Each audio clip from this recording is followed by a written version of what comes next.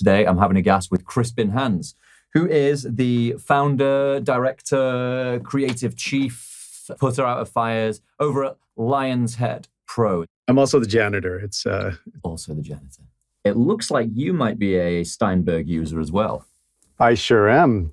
We are currently recording to Nuendo.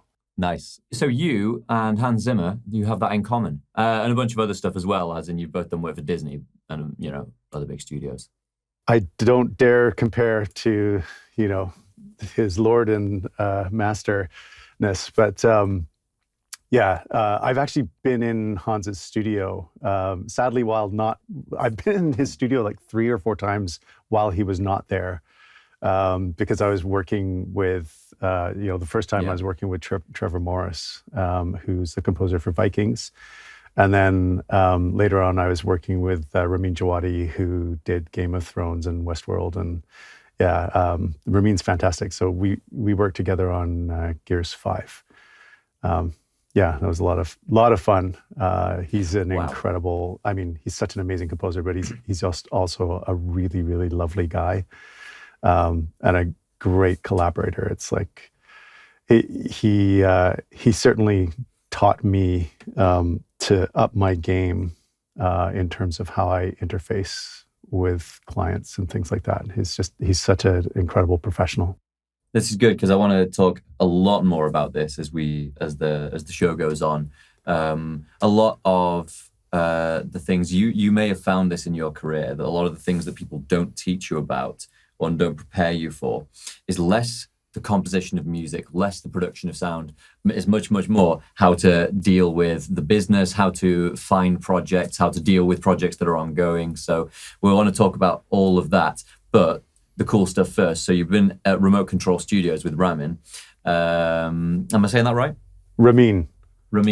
And obviously it was when Hans wasn't there, because the joke kind of in the film scoring sort of industry these days is that Hans is never there at the moment because he's always out touring, being a rock star, playing his scores, at arenas worldwide. Are you going to be going for that, Crispin? Is that your destination? I would dearly love to see some of the music that we do here be performed live on stage, because we've worked with some truly incredible musicians in the recording of it. I probably will never make an appearance on stage other than to be like, hey, these people are awesome. Thanks for listening, because I'm a terrible musician. Oh, right. So you're going to be the MC, and you can program stuff well, but playing live is a different story. Yeah, I've never, I can play okay on the keyboard, and I can play okay on a bunch of things just to get the ideas out, but I've never really, probably because I'm horribly lazy, I've never really put in the practice to become a good musician. I'm always just really impatient, and I want to hear the thing that's in my head, so I play it into the into the sequencer, and then I fiddle with it till it sounds right and correct all my terrible playing and all that. So you were a synth guy first? Yeah, I was sort of, I used to fancy myself a bit of a piano player, and I was never very good. But yeah, I chose to be a synth guy because the long time ago, the reason I got into music is because I met a guy at a party who was playing guitar, and he's playing all this stuff that I liked, and I was just like, man, what can I do to be in this guy's band? I was like 18 or 19 at the time. And, right, so he's attracting attention at the party. And it was just like sitting and hanging with him and singing along was like one of the best experiences I'd ever had in my life. Like, it just felt really good, and he was really gracious about it, and we're still best friends 30 plus years later. My best friend Dino DeNicolo, and he's an incredible musician. So I never got to be in his band, unless you count singing up on stage with him a couple times. But I have produced his last 2 albums, and we do lots of stuff together. And I'll hire him on to my tracks sometimes to play bass, because he's a killer bass player and he's a great guitarist. And he's a consummate musician. I am definitely not. So the trade is happening, the reciprocity is kicking in. He brought you into the world of music by playing guitar, and then you have been able to build this machine that you are running and use that to help him produce his stuff. Yeah, pretty much. That's really, really cool. Yeah. the one thing I'm picking up from you, which I see the more and more I do these talks and do these podcasts. And for people at home, by the way, I might be looking. I'm trying to always look at wherever Crispin can actually see me, and I think that's here because I've got a laptop down here. With that's FaceTime. perfect. Yeah, That's okay, perfect. There you are. Yeah. There's no linear path, right? There's not. You started out just wanting to be in the band, and at no point were you there going, I hope to be, running the, a very highly sought after sound design and music studio and video games. Those two, that was not a straight path. And I don't want to do the full how did you end up there, because I was just listening to you on another podcast where that's kind of covered, so I don't want to interrupt that territory. But you get the thing, right? It's like one thing that can really deter young people is the idea that, this next step isn't going to take me directly to my end destination, so I only want to do things that take me there. What do you mean? What do you make of that? Yeah, that couldn't. You're bang on, and it's just straight up not true. And it's funny because my direction changed. For a while I was like, I'm going to be a rock star, and I even had my own band for a bit. I was in a couple different bands, and we were terrible, or I was terrible, and let's be honest. And but at the same time, I was working at a law firm just so I could have a day job and pay for gear and eat and pay rent and stuff. And during working at the law firm, I had a comp sci background before I quit college and went into music. And I saw an opportunity to further stuff. So I started learning the IT, and this is early 90s. So IT was a very different game. Yeah. And I just learned more about, things like accounting and filing and just running an office. It really helped. Every single thing, if you look at it the right way, every single thing can contribute to your later success. If you keep your mind open and you stay focused and you say, you don't lose sight of the goal, even if the goal might be shifting. My goal was always intrinsically to move forward into music in some way. And then, I remember playing, I think they'd loaned me a computer from the office, and it had a CD-ROM drive, which was a big deal in 1994. Because in 1994 also, they loaned you a computer because the idea of owning your own computer was like a rich luxury kind of thing. It was, the funny thing was, it was about the same cost for a decent one as it is today. But back then, that amount of money was a much bigger deal because, inflation has totally changed the way our dollars are. So, it was wild. And I bought a copy of this game called Myst on a CD-ROM, MYST. You may be familiar with it, and it blew my mind. I've got Riven on this PC down here. Oh my God, amazing. Yeah. And it blew my mind, and then it had this little postage stamp sized QuickTime as a bonus on it, and you could watch a making of that included stuff about sound, and I became obsessed, and I was like, and I called up my buddy who I helped on his student film, and I was like, we gotta make video games, like, look at this. And and so a friend of mine helped me get a job as a QA tester at EA, and I just worked my way in from there. And the first thing is getting your foot in the door somewhere, making connections, because it's really all about who you know, and far more important than like, hey, what's your knowledge, is how much do people like working with you, and how open-minded are you? How quick are you to learn? How hard do you work? All of those things. And I believe that if you've got the right attitude and the right mindset, you can learn anything, within reason, except apparently, for my case, not how to be a musician. Yeah, of course. Again, that's within the confines of it's what sacrifices are you willing to undertake, isn't it? And you've been open. I'm basically the same. The sacrifice of long bouts of practice is not one we're all willing to make. Being on your own for like 2-3 hours a day, just contending with the stuff that you're not good enough at. It's a quite painful place to be. So pro musicians are really good at just standing in the blast of that like pain, but not for me. That's a great way to put it. They really have a high pain tolerance. My focus was very much, I saw the path through learning to, understand the gear and the production and produce, and because I think I was just always impatient. Like if I was just playing piano or if I was just playing guitar, I was like, yeah, but I want to hear drums right now, and I want to hear all these other things. And I'm like, how can I do all that? And I wasn't getting that from just being a musician. I wasn't even getting it in a band. So I realized that, once, and this was early, early 90s, the tech for, sequencers and things like that was still fairly nascent. Like they first came out in the 80s, but it was still pretty rudimentary. But it gave me the opportunity, I've got, a 486 computer with Cubase on it. And Cubase didn't have any audio at the time. It was purely MIDI. And I can get that to command all 5 voices that my synth can do.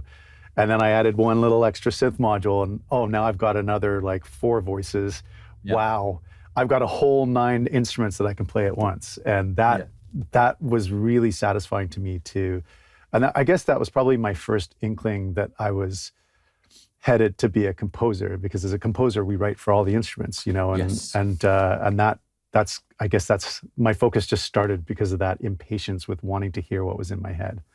You know what? I'll bounce something off you here, because how much of a mix engineer are you? Have you had to be, learn how to do all that for your career? It's funny. I resisted it for a while, to my detriment, but I realized after a few years in that the mix is just another instrument. Production, and so mix and production became one of my key instruments, and that's a lifelong learning journey. I mix a lot of my own stuff. I'm quite picky about it, but I also hire mixers because they know it better than me. That's all they do. So, I want to hear what they're doing and how they approach it. And I absolutely. I think, there's a division sometimes of or more traditionally, there's often the division of composer, arranger, orchestrator, if we're talking about, more classical music or film scoring, etc. And to me, composer is just one part of the whole picture. So I really enjoy composing and arranging and orchestrating. And I will hire an orchestrator to take my orchestration and make sure that the instruments can play things properly. And, if they need to transpose stuff or whatever, that's awesome. But when it comes to like making sure that, hey, you know what? I've set up the divisi of these strings in a certain way. I do that because I want to hear things voiced a certain way. Yes. But I do love working with a good orchestrator who will give like input on stuff and give ideas. That's really exciting because, anytime you work with a fellow creative who knows what they're doing, you're going to learn, and that's my favorite thing about this industry. Not just music, but games especially. You never ever stop learning. You can't. And if you think you know it all, as soon as you think you're an expert, that's when you're done. You're dead. That's when the next person's going to get the next job. Absolutely. Yeah. So it's there's just, every time I turn around, and it's a classic cliche, the more you know, the more you realize you don't know. Mm-hmm. And that it's 100% true. Yeah. So you said a few things that I will pick up on there. And one is, I think it's like the second time in 15 minutes, you've pointed out that you're one of the things that has contributed to your success has been always assuming that anywhere you are, there is something vital that you need to learn. There's something that what you're doing right now can teach you. You said you were in a law firm at first, and that taught you how to operate the machinations of a business, how to do invoicing, how to, make sure everything is all the things that we don't want to think about as sound engineers and as composers, all the non-cool stuff is absolutely essential to keeping you afloat and making sure that everyone's wages can get paid and all of that stuff. So, that's the first place you mentioned, that everything's a learning experience. But the other thing absolutely is the case that working with people who really know what they're doing is exciting, because I imagine every time you work with I don't know if it sounds like you work with one orchestrator, but every time I work with a great mixer, I'm like, how have you done that? I've been trying to do that for so long. How did you do that so thing? cool. Yeah. I've been really like, and we have the same thing with sound design, and so music is part of my focus, but I'm also an audio director, and I'm a sound designer, although I do less sound design these days, just because there's only so much time in the day, and I have really phenomenal sound designers on my team. And and sometimes, they'll deliver something and I'll be like, how did you do that? We got to talk. That's so cool, and same with the mixers. There's some really spectacular mixing talent and engineering, and just hearing the way they approach it. But it's, what's really cool is it's like some of my more junior people will do stuff and I'll be like, how did you do that? Yeah. That's really cool, or their approach to stuff. And, I have, you saw Matt in the background. So Matt O'Connor, and I have Dan Reyes, and I have Shane Johnson, aka Sonic Johnson. And these guys came through Lionshead. Their kind of on-ramp has been to assist me. And one of the things that's been so cool is they can read music. Yeah. I can't. Yeah. I'm a self-taught hack. So they are able to explain stuff to me, and they're like properly educated. Like, Matt just graduated from USC. Dan came out of VFS, but he was also doing like music elsewhere.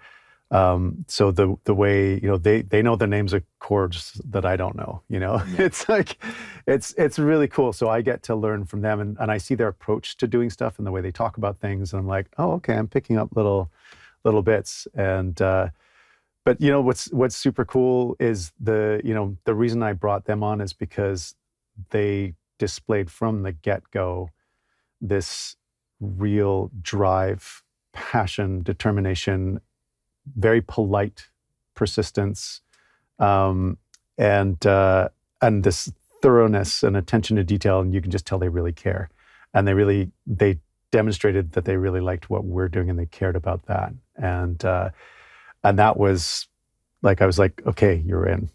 This is let's get you in. And two of those guys have already kind of graduated into, they're going in to being sound designers now. So one of the things I like to do is say, if you want to come on and be a composer and you're junior, it's going to be a journey, because the challenge is there are so many composers and music producers. The number of composers and music producers, outstrip the number of actual available jobs. By a factor of probably like 100 or 1,000 to 1. I don't know the numbers, but it's crazy. So how many emails do you get a week saying, Crispin, can I have a job? So many. And, but one of the things that really helped propel me, because I was not, I was nowhere near good enough to be doing music for the games when I first started at EA, was, okay, well, I go through as a sound designer, and I learned sound design, because there's more work than there are good sound designers, so it's a really great path. And this comes back to the learning things that help you if you have your mind open to it. And being a sound designer for so many years, it taught me so much, not just about, hey, how to really manipulate sound, which is super important, and how to populate the different frequency ranges and not have stuff build up and all those things. How to make things punchy, how to make things interesting, how to voice stuff. But it taught me the really important things about how to integrate things, how we integrate things into the game, and how there's such a there's so much contention for resources in a game, contention for RAM, contention for CPU cycles, all those things, and how we manage that. And it applies to music too. There's contention for disk space often still, especially on a system like the Nintendo Switch, or even more so on a mobile game. So you have to be really judicious and think carefully about how you're going to put together your music and how you're going to make it fit and what sacrifices you're going to make.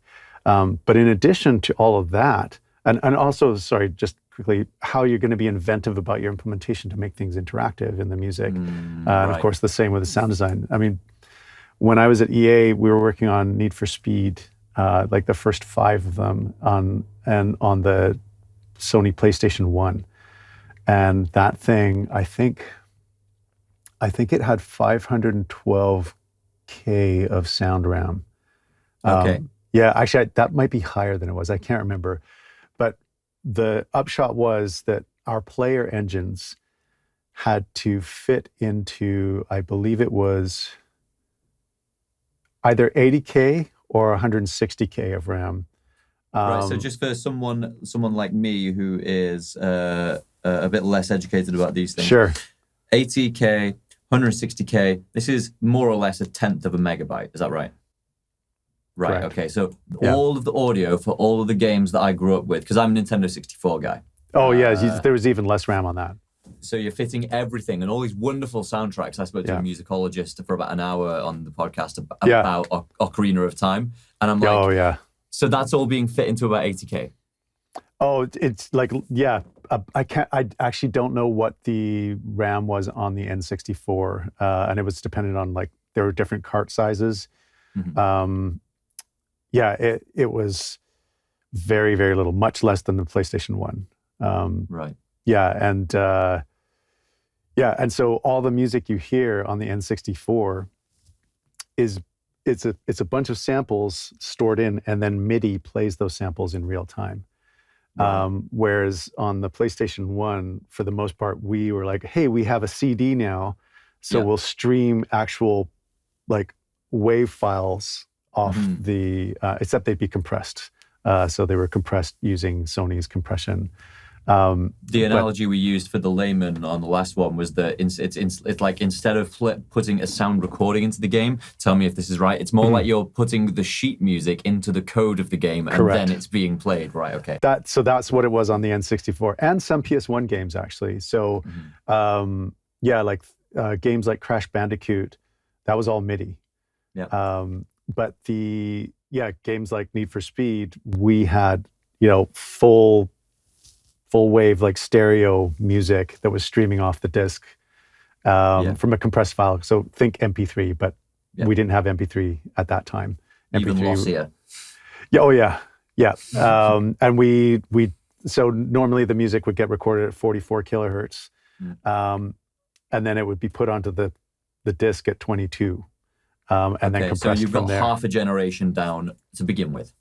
Yeah. And I mean, it still sounded okay. It's funny, we still get occasional fan mail for music we did in, like, 1997 for Need for Speed. It's wild. Mostly from Russia. The team on EA. Yeah. So myself, Rom DePrisco, a bunch of the crew, Saki Kaskas, who's sadly no longer with us.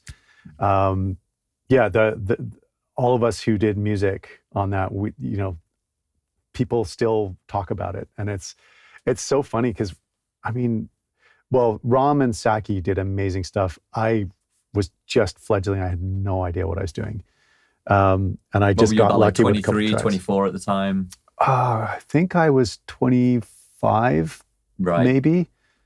I'm trying to remember. It would have been, I was around 25, 26. Okay, so this is like one of your entry-level gigs, Need for Speed.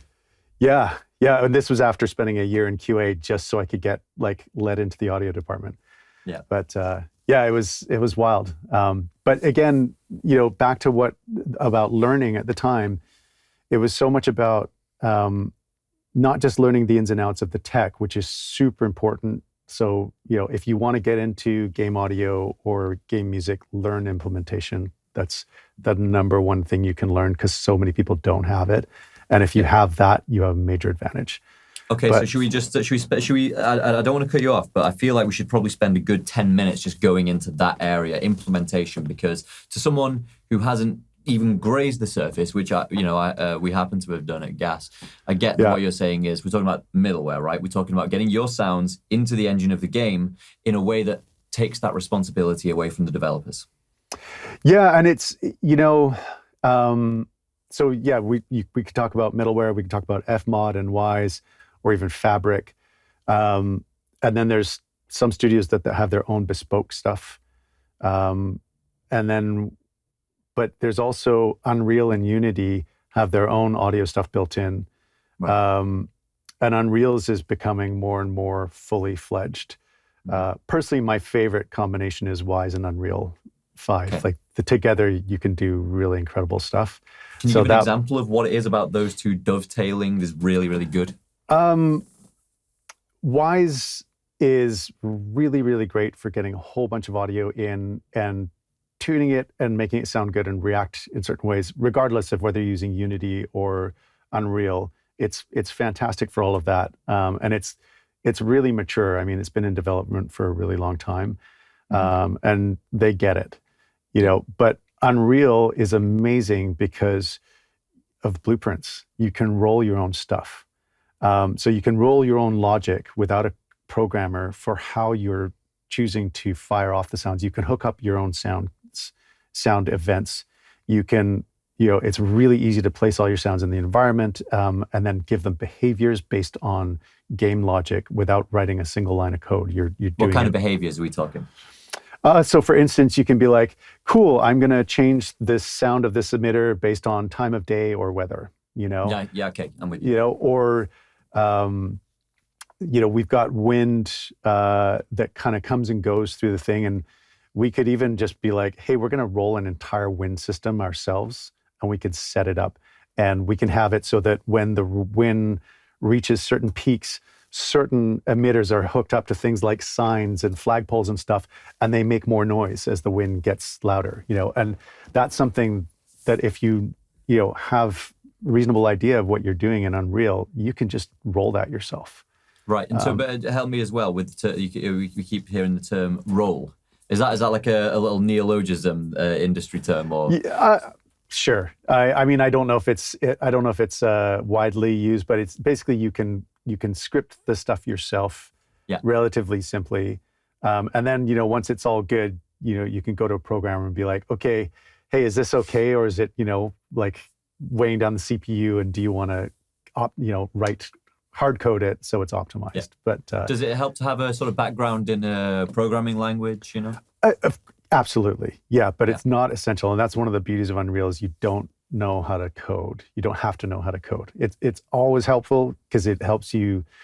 Knowing how to code helps you think about the way, like the topography of RAM versus CPU and disk, and how things talk to each other, and how to write. One of the most important things you learn when programming is how to write an algorithm, how to come up with an algorithm for how this logic is going to work. And then, you make the code, and then you have to optimize it. And so much of what we do is optimization. So it really helps you get into that mindset.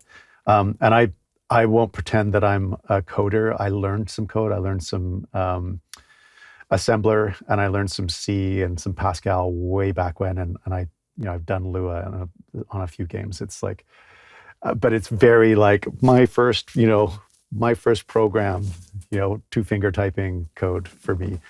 Do you have like a team? Do you have a department that just do that? Yes. Just do the implementation? Yeah. Okay. Yeah. So we have both sound designers and composers who do some of their own implementation, and I always feel like that's a really powerful thing, because if you're already thinking about how you're implementing it and you're working on that and you're tuning that, then you go back to your DAW and you're designing the sound, and you're designing it directly for how you're implementing it. So that makes a really big difference.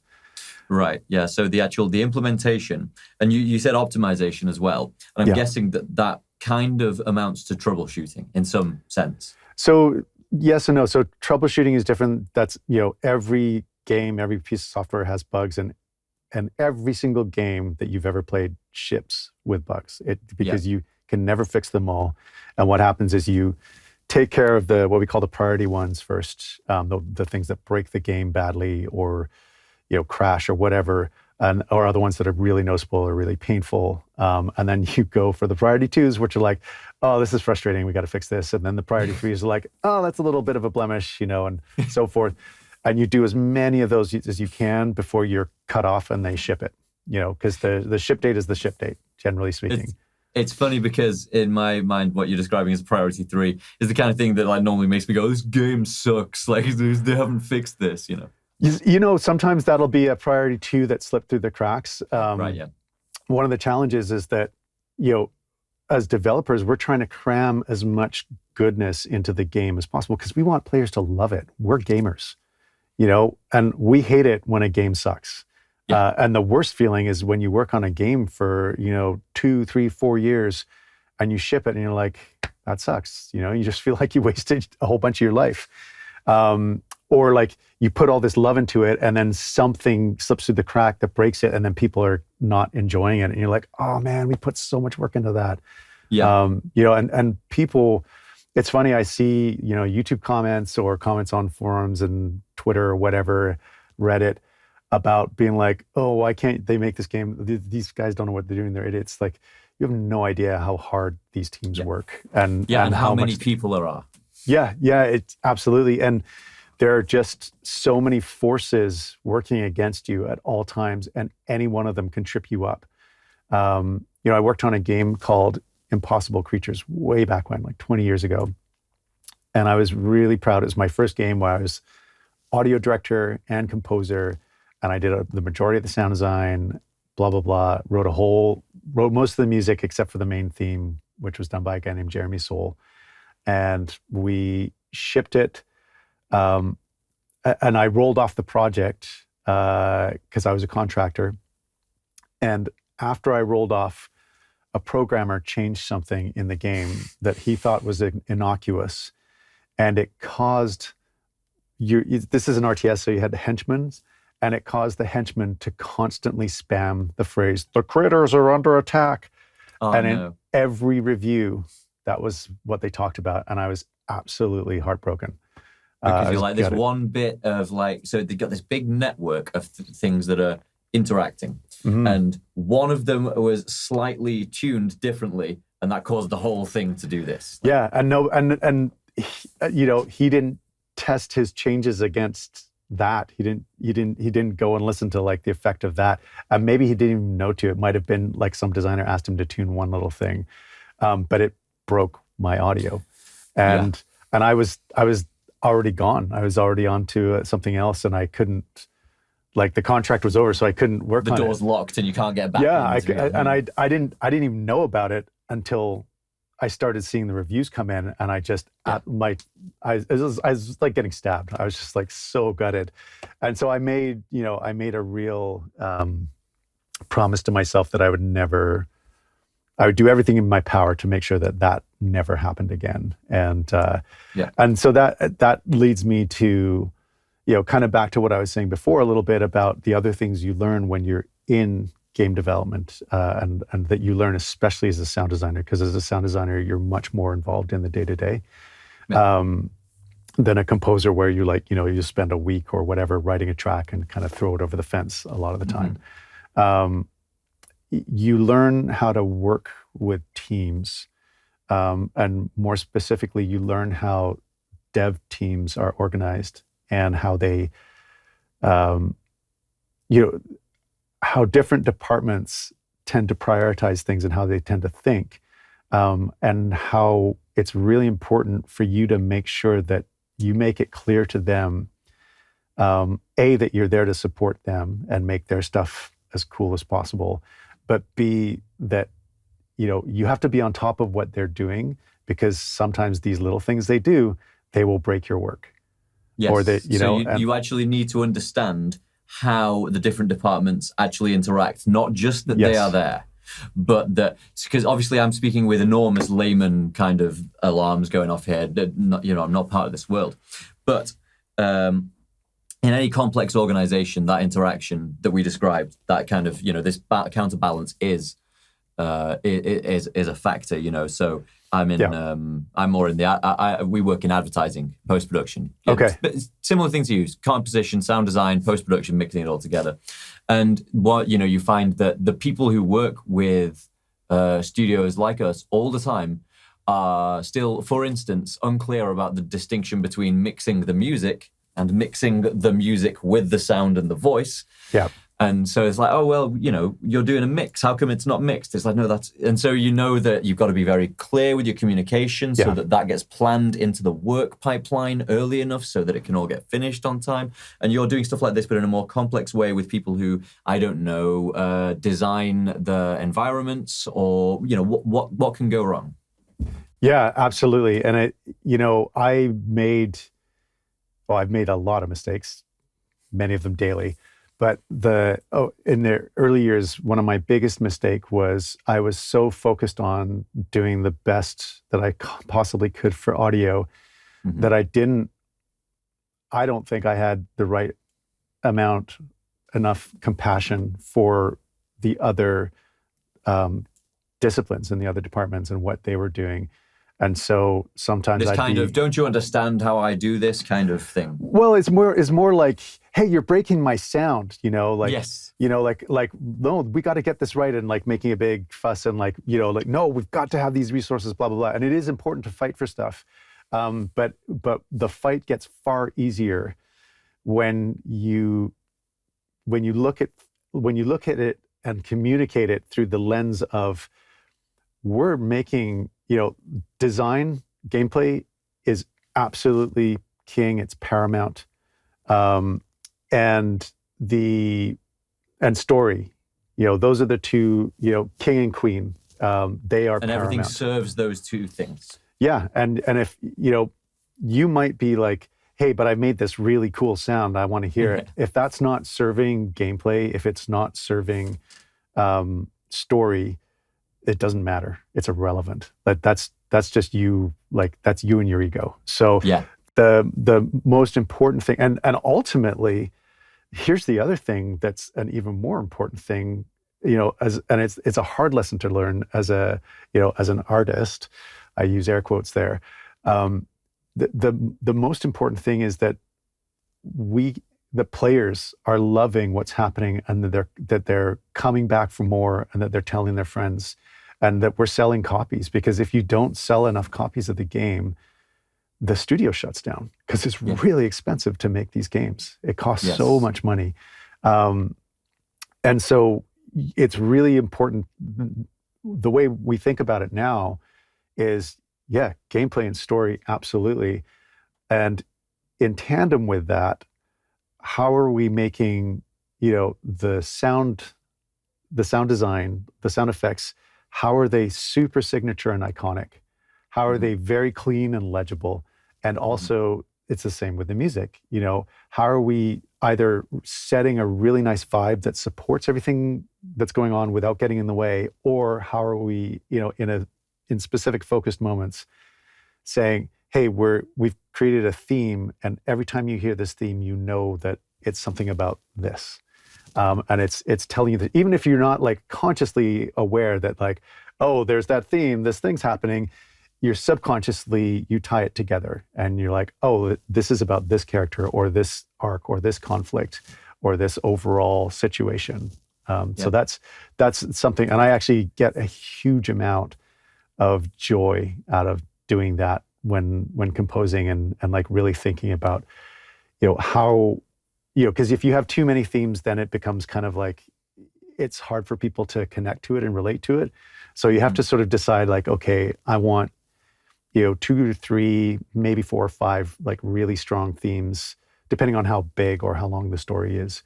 And they're going to connect to certain things. And then, beyond that, you have like different instrumentation and different vibes for different areas or environments of the world or parts of the story. And you can take any theme, you can make it happy or triumphant, you can make it sad, you can make it ominous, you can make it scary, you can make it, lonely or rejected. That's the beauty of music, especially if you have a theme that's flexible. And that's one of the other challenges, is you have to come up with a flexible theme that can do all those things.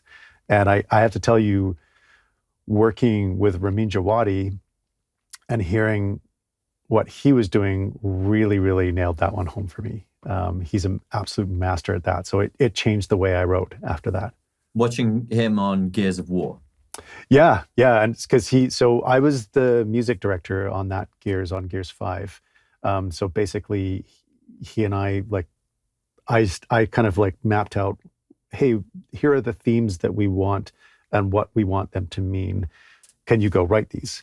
And so he when came you're a back music with, director, it's more like a creative director role. It's like you're setting the landscape. Okay. Yeah, and then I would also set up. It was a little bit technical as well, in that I would come up with the design of, hey, how are we going to implement and manipulate this music in game based on what the player's doing and where they are and what's happening. So something as simple as like, hey, we've just walked into a new area and the music changes to reflect that.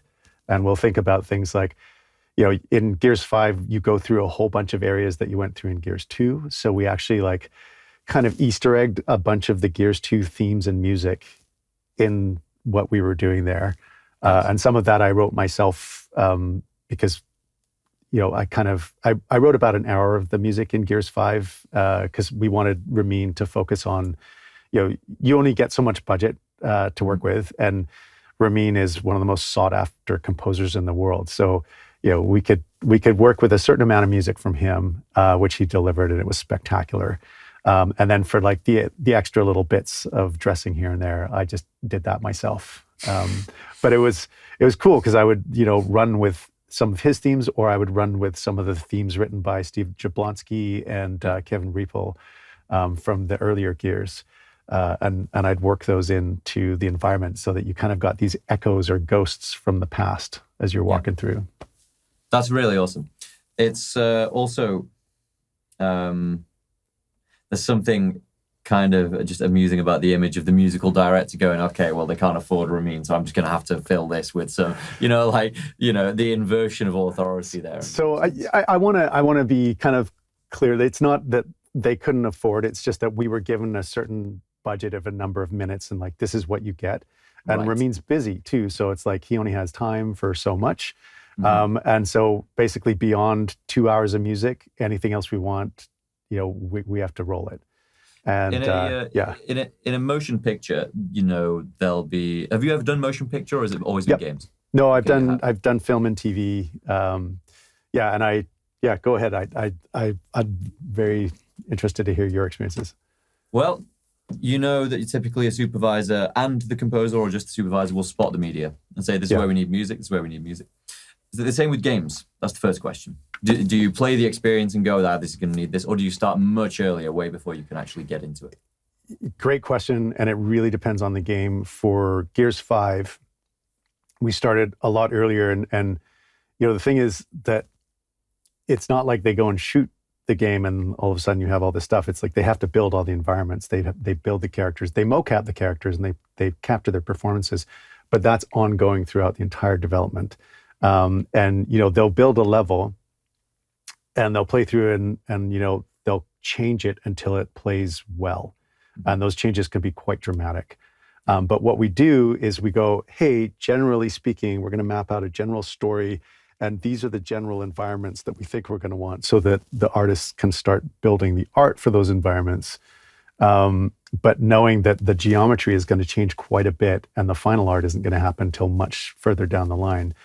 But we have like concept artists who will be like, here's a picture of what this, what we want to shoot for the landscape, and the art director will work with them to like really hone in on that, and then they'll go, cool, yes, this is kind of our North Star for, say, the desert levels. This is what this wants to feels like.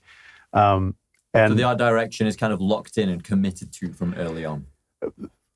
Easy now. It's so quote unquote, the art direction is established, but like all things in games, it's amorphous, because if you say, no one can see the future, and if you're the art director and be like, this is what we're doing and that's it, and we're not changing anything, you've stuck yourself in a box. And as you develop, you might suddenly realize like, hey, you know what? Actually, there's a problem with the story that we thought was going to work here.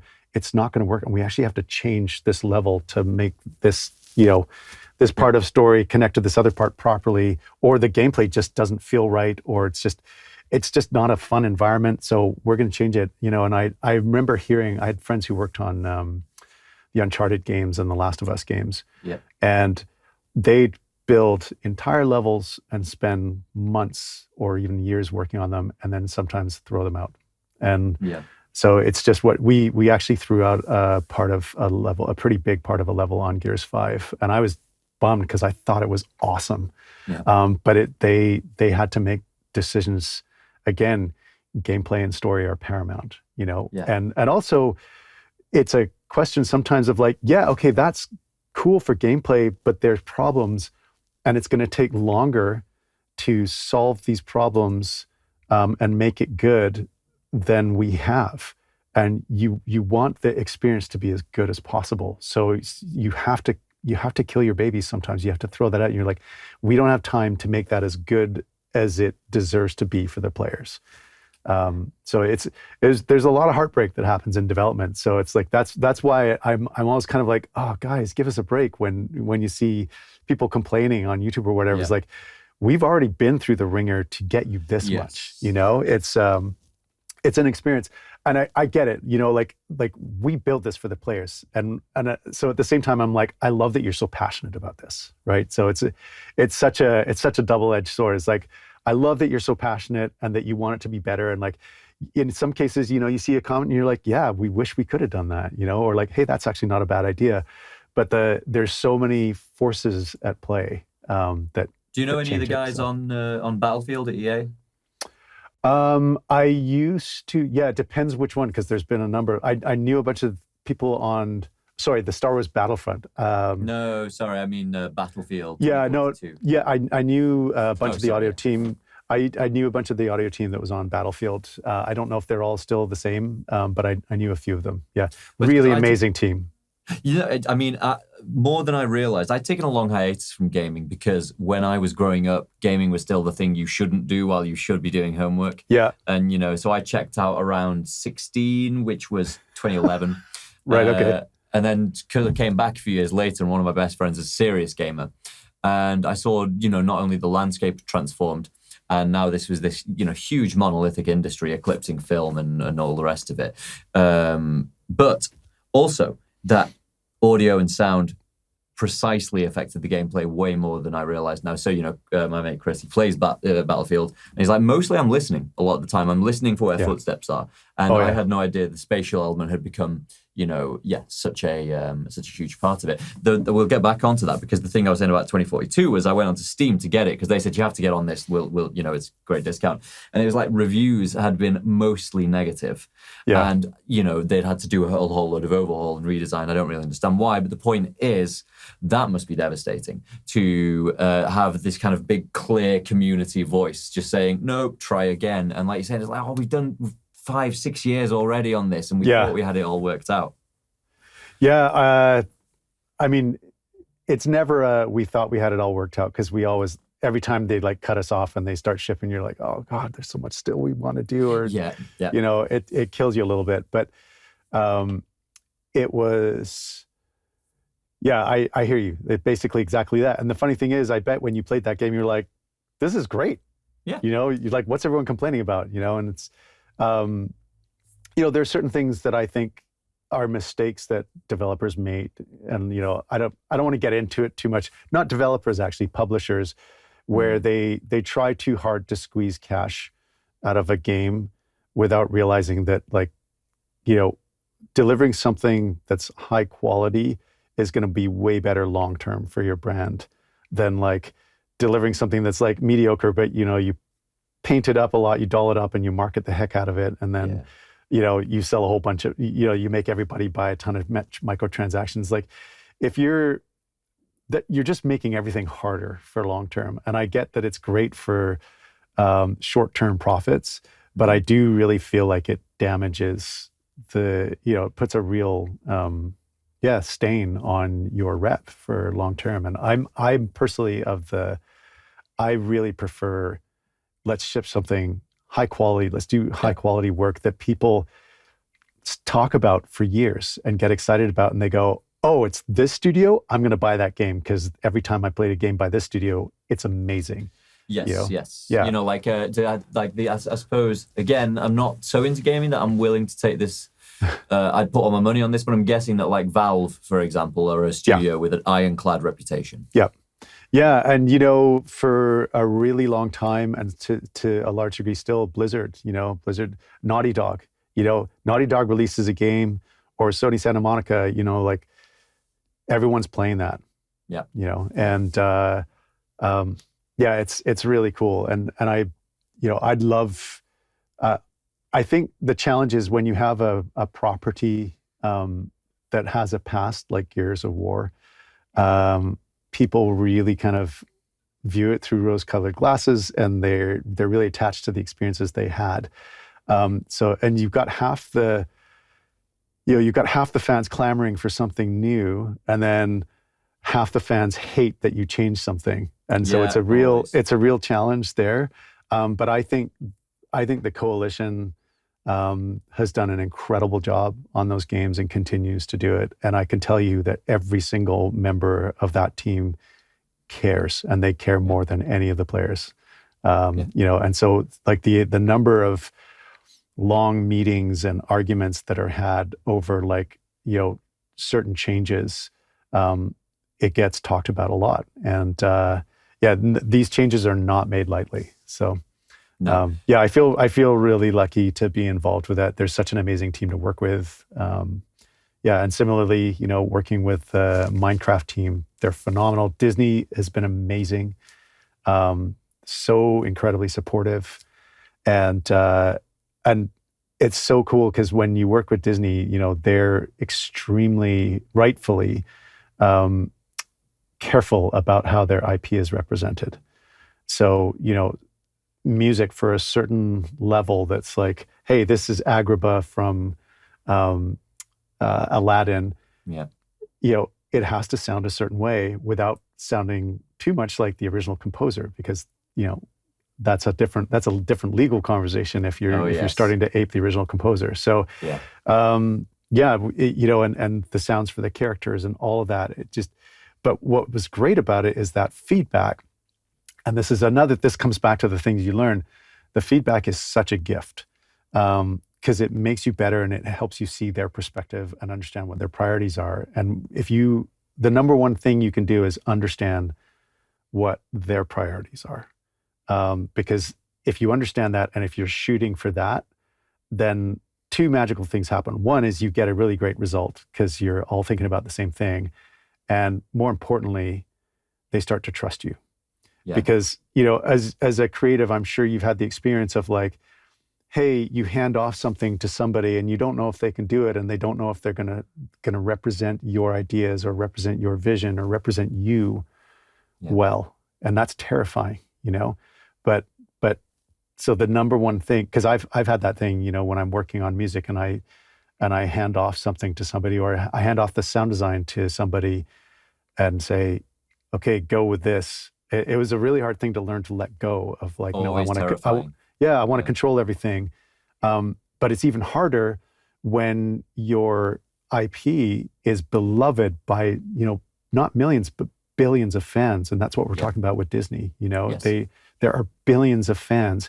And if you mess that up, there's going to be a lot of angry people, and the impacts to your bottom line can be huge. So, earning their trust and earning any client's trust is the number one thing. And the best thing you can do to do that is to demonstrate that you are listening and understanding and acting on their priorities, what they want, what they care about. So there's the golden result, the kind of the most desirable outcome is when. So there's what your client, I don't know, doing hand gestures, there's what your client is asking of you, and keeping their interests at heart. There's keeping the actual gameplay experience of the end user at heart. So if you can get those two things lined up, that's a good balance. And if you can also be satisfied by the work you're making, you get this kind of really glorious through line where everyone's happy. Yeah, and you know what's great is that when you truly understand their perspective and you take their feedback and you run with it. So I'll give you an example. I had submitted some stuff for the main theme of this Mirrorverse game for Disney, and I was pretty stoked about it, and they were not. They were like, it's nice music, but it's not Disney. And I was like, and oh God. people who aren't yet working composers for that will happen a lot, and it never gets Daily. easier, right? Yeah. No, so develop a thick skin and just know that, it's such a cliche, but feedback is a gift. It will make you better. They're going to tell you why you suck, and then you don't have to suck as much. Yeah, and if you're lucky, you get to work with people who are not jerks during the feedback thing. But some people will be total jerks during the feedback, and it's not because they hate you, and it's not because they're jerks. Actually, it's because they're really stressed out, and they've got their own incredible weight on them of having to deliver this final project and like all these stresses. And if you're not delivering what they need, you just added to that stress. So, the number one thing you can do is subtract from their stress. So I got this feedback, and they paired me with one of their kind of internal composers, who's this super experienced guy. Ariel, man, absolutely brilliant composer and great guy. And he gave me some of the best, most specific feedback I've ever received in my career. And what we ended up with as a result of that, I was so proud of,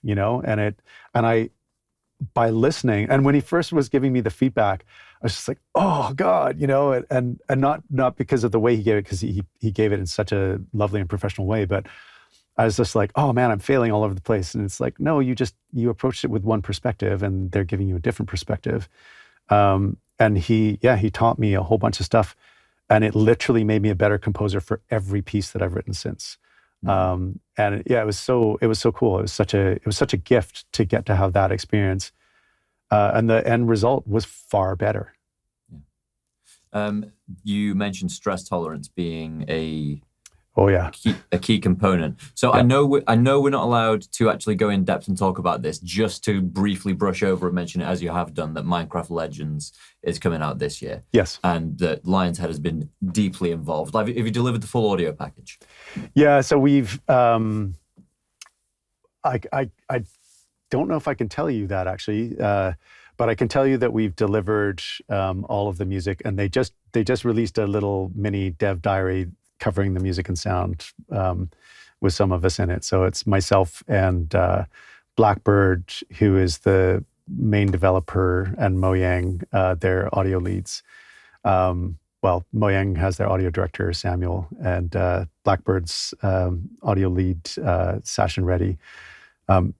Both amazing guys who I now consider good friends. It's been such a pleasure to work with them. How long's the process been? It has been a while. Again, I'm not really sure if I'm allowed to say, but it's been multiple years. Let's just say that. Okay, let's pull the brakes on it there then. And the main thing to talk about is it's going to come out this year.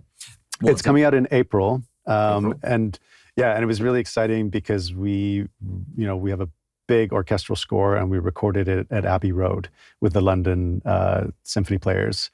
So technically it's not the London Symphony, but it's players that play in the London Symphony and the London Philharmonia, and basically the best players in the world. And they played on it, and that was a truly spectacular experience. Never had one of those where like you have the constituent elements. So even though it's not the LSO, it basically is. Kind of, yeah. It's I mean, the important thing is they are widely considered the best players in the world, although some would argue that some of the LA Film Orchestra players are as good or better, but it's sort of half and half. I really love London. They're exceptional. So, but the fact is, you've got a major game shipping this year, you have mentioned a lot that you have to leave your ego at the door at all stages of the development process. So you aren't the star. It's not about you getting a shining moment when you're a kind of composer for media or for games or for anything like that. So make sure you're serving, your client and your end user. Make sure that whoever eventually receives this in their eyes and ears, absolutely, is grateful that happened. Yeah. And you know, it's like by serving the end user, you are serving your client. Yeah. You know, and it's so very rare that those things come at odds to each other. But you know, occasionally you have to make a call because the client is serving a longer term goal. So you might disagree. You might be like, the users are not going to like this, but you know, you have to respect that they have a much clearer and more intimate picture of their situation and their process and their goals than you do. So you have to trust them. In the same way that we were talking about mixing at the start, and you were in bands, and did you ever get the privilege of going into a studio trying to make a record with a band? Not with one of mine. Never. We were never that good. But I did go into a studio with a band that I was kind of helping out with. I've been in studio lots and also during the process of doing Need for Speed music and other music. We'd go into the studio and record and mix and all that stuff. So definitely been there for lots of studio time, but not so much in a band unless we're talking about the stuff that I've recorded and produced for friends and stuff like that. So well, there is a phenomenon that's well known to producers who worked with bands in the sort of latter half of the 20th century, and that's a kind of me loudest mix philosophy. It's like I can't really hear enough of the bass there. It's like I know, but it's not the most important thing right here. Maybe the kick drum is emotionally more important at this point. A good producer, I think, not that I am one, learns to think of the stereo mix. That's we said the mix is another instrument, right? That's the actual thing that you're perceiving.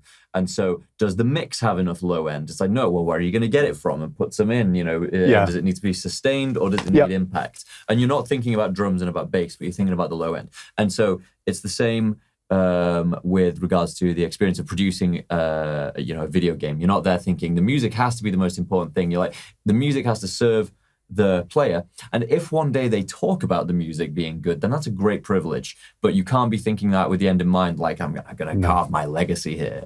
No, absolutely not. And so I'm both the composer and the audio director of Minecraft Legends, and there's many times where I will say, turn down the music because it's that's not important right now, or it's too loud, and because the number one thing that in the moment to moment that we have to communicate is gameplay.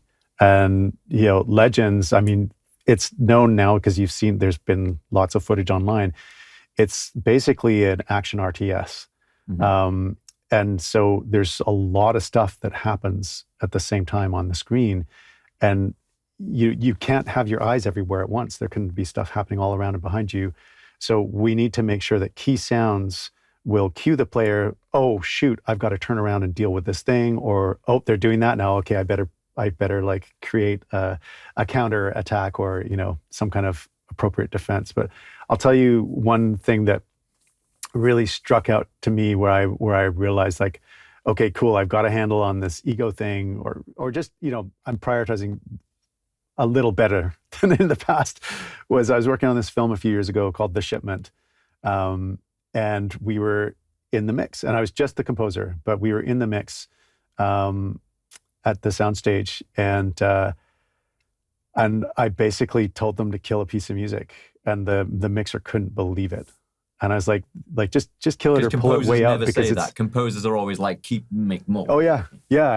But and part of that was like there was this other part where I was like, the music definitely needs to come up. So like but I was thinking more as audio director and like than as a composer, because at that stage that's what's important. And the mixer turned to me, he's like, I've never ever had a composer tell me to kill a piece of music before. And it's like, I'm not a composer right now. That's not my role in this room right now. So it's great to be able to wear multiple hats, because it stops you obsessing over one part of it too much. Yeah, and this comes back to why I really recommend that composers wanting to get in to do the sound design, because you learn all those roles and priorities in a way that's far better than what you'll learn as just a composer alone. Now, that's not, as you pointed out early on, there's no one clear path. So you don't have to do it the way I did it. I just found that path has served me really well. one of the things that we often deal with is, you get a composer, they deliver music, and you're like, okay, we got to change everything because it's so busy, and my choices are either turn it down, and so you barely hear it, or or we leave it up and then we can't hear all the important stuff that's happening in the game. Yeah. So you need to remix or rewrite. You need to choose different instruments, etc.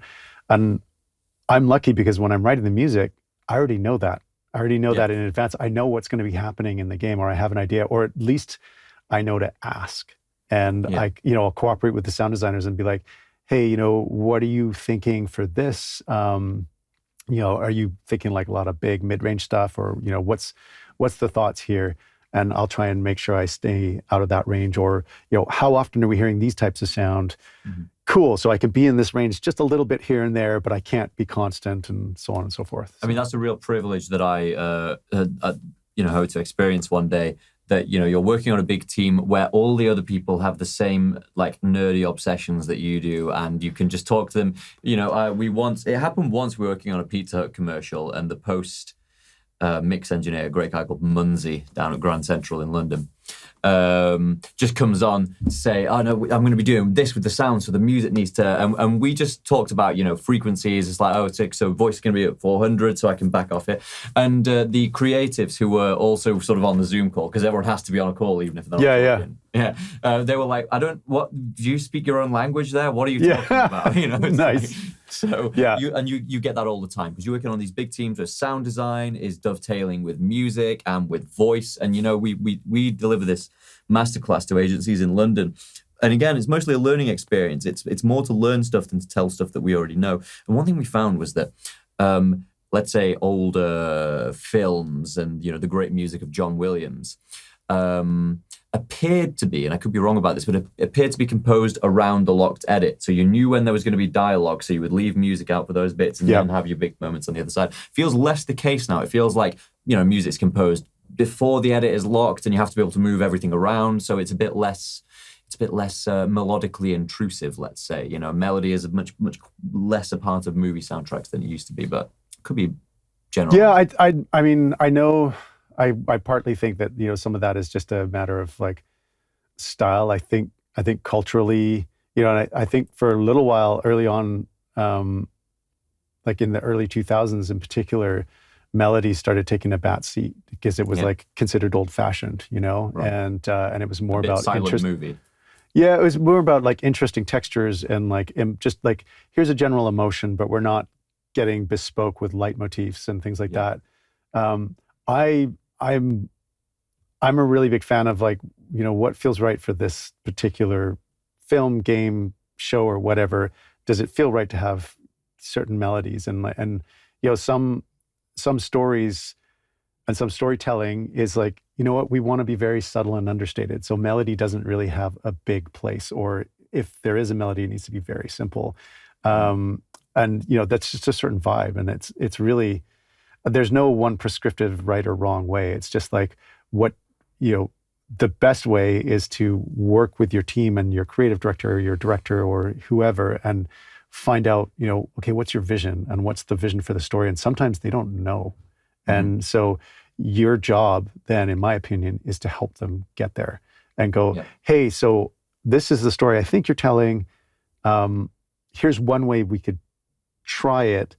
That I think would be really powerful. What do you think? And they might just be like, you're out of your mind. Or like, they might be like, hey, that's cool, let's try that. And then that becomes the thing, and I love that. And I think one of the things, that's really important is, again, it comes down to that compassion and respect for your client's vision, asking those questions early on and helping them clarify that, helping them help you, basically. Because a lot of times, I've worked with people and they haven't thought about it, or they haven't written that character in question deeply enough to give you the backstory to be like, okay, this is how I'm going to write that theme, because they've been so focused on all the other parts, right? So you can help them by going, hey, so what if we pretend like this is kind of the backstory and we give that, and you obviously you want to be careful and read the room, read their personality, because some people don't want you kind of having input on a story because you're just a composer or whatever. But I just find that comes back to, again, being sensitive to who they are and what's important to them, and just say, hey, if this is helpful, do you want to hear this idea? Or and sometimes you just can't get answers, and so you just do your best with what you've got. Yes. The world isn't always waiting for you to like fix it and put it right. It's like absolutely. Yeah. How much time do you spend on pre-production when someone two questions actually. One, pre-production, how much time, how much effort, what do you do? And so we'll cover that, put a pin in it for a second, because one thing I'd like you to just cover a little bit for those out there who want to be the next Crispin is talk to me about project pitching, and how often are you pitching for new business, and how competitive is it out there, or do they just hand you a contract and say you're the team? It's very rare that we get handed a contract and say you're the team. It's if it happens, it's usually because we're already working with them, and we've just completed another project, and they're like, "Hey, here's our next project. You ready?" But the thing that, honestly, it's different with every client, different with every project, and unfortunately, I don't have the time to get into that right now, because I have another meeting in 5 minutes. So, oh wow, yeah, I have to roll out and jam some lunch into my face. But pitching is important. But again, I always approach it from trying to understand as much as I can what they care about and what they're doing and what's the story they're telling, and story is not just, hey, character X said this to character Y and this conflict happened and here's their arc over the whole thing. Story happens also moment to moment in gameplay, and in those moments when you're jumping and gliding or kicking or punching or shooting or whatever, even that is part of a story. There's a character to how that is, and when a team is working really well together, the animation team, the design team, and the narrative, they're all serving each other, and so it creates a cohesive thing.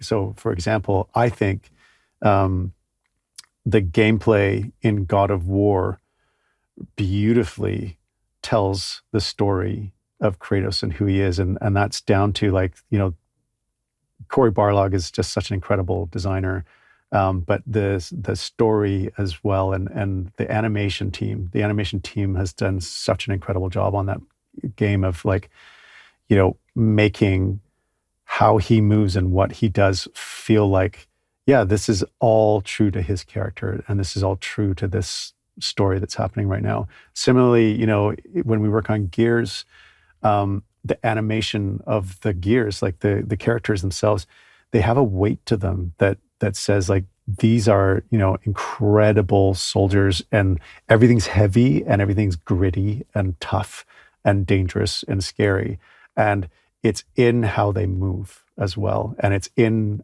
the gameplay. The gameplay loops feel that way, and I love that, and I think that if you can start looking for those kinds of things, it'll really help you direct yourself in your own sound design and in your music composition. Well, this, as we've said, could go on for much longer. I hope it could anyway, because I feel like I'm learning a lot. But obviously, I forget, it's 9:30 p.m. here. It's 1:30 p.m., I think, correct, over in British Columbia. You've given us a lot of time. He's Crispin Hands. He is the director of Lionshead Pro. And he is a firm believer in don't have a fixed path, in make sure you're always learning wherever you are. There's always something to learn. Keep the end user in mind, and everything will go well. What are the other gold nuggets of information we've had here? I can't quite remember. But I think mostly just really listen to, respect, and serve your client. Have compassion for them, because they have all their own pressures and anxieties, and your job is to take some of that away. And you wouldn't always want to switch places with them. No.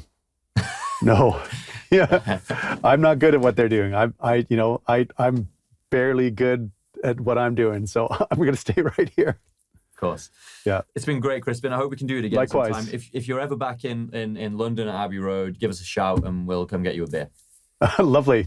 Excellent stuff. Cheers. All right. Have a great day. We'll speak You again too. soon.